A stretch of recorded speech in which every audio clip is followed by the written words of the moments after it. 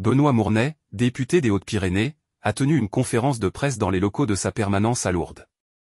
L'occasion pour lui de faire un point d'étape sur le budget de l'État et de la sécurité sociale mais également d'évoquer des dossiers d'intérêt locaux, en particulier la santé, le réarmement des services publics, la politique industrielle, accompagner les industriels sur la décarbonation et sur le sujet de recrutement et sur la planification écologique qui concerne les agriculteurs, les collectivités qui sont partenaires sur l'investissement public.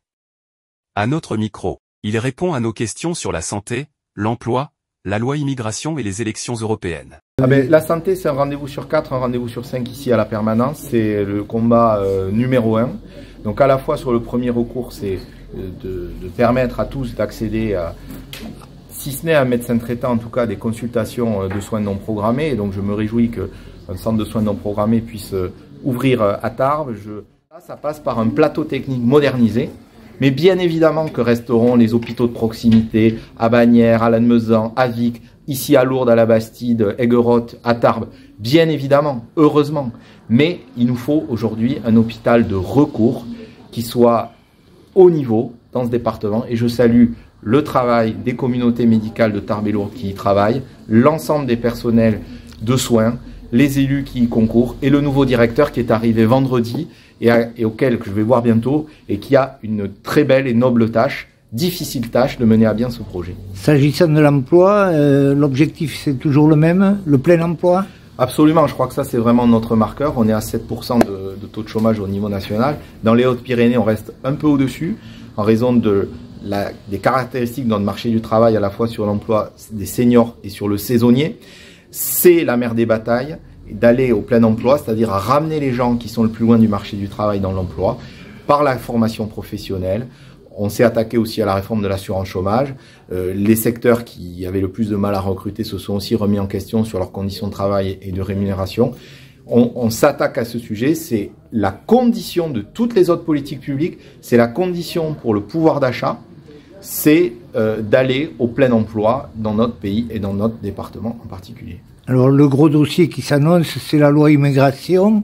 Quel est votre point de vue à ce sujet? Est-ce que la majorité est unanime sur ce qui va être proposé? La genèse de ce texte, qui a été commencé dès 2020, par un rapport d'ailleurs du Conseil d'État qui fait des propositions pour simplifier le droit des étrangers dans l'intérêt de tous, c'est de simplifier le contentieux du droit des étrangers. Aujourd'hui, c'est un dossier sur 2 de nos tribunaux administratifs qui sont embolisés.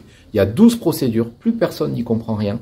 Il faut absolument qu'on simplifie, qu'on désengorge nos tribunaux et qu'on donne aux gens des réponses dans les temps. Aujourd'hui, c'est un motif de titre de séjour, puis un autre, puis un autre. Donc, essayer d'avoir une réponse territorialisée. Ça, c'est le sujet dont on parle le moins et qui est peut-être l'apport principal de ce texte. Ensuite, l'intégration par la langue. On donne un titre de séjour long quand on maîtrise le français et les valeurs de la République. Deuxièmement, par le travail.